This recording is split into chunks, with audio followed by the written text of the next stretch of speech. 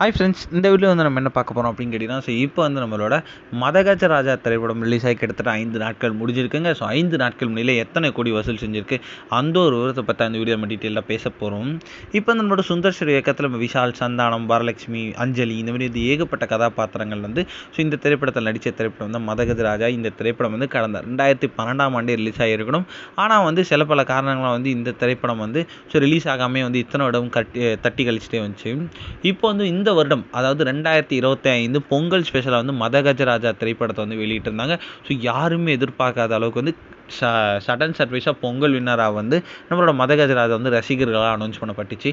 அந்தளவுக்கு வந்து திரைப்படம் ரொம்ப ரொம்ப சூப்பராக காமெடியாக இருந்துச்சு அப்படின்னு சொல்லலாம். அதற்கு மெயின் காரணம் மனோபாலா, சந்தானம் இவங்கெல்லாம் வந்து இந்த திரைப்படத்தில் ரொம்ப ரொம்ப முக்கியமான ரோல் வந்து நடிச்சிருந்தாங்க.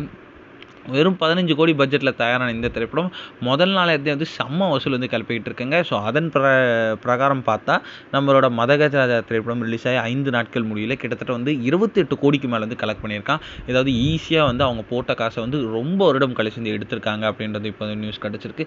இந்த ஒரு விஷயம் வந்து ரசிகர் மத்தியில் ரொம்ப ரொம்ப ட்ரெண்டிங்காக போயிட்டுருக்கு. இந்த ஒரு விஷயம் தான் வந்து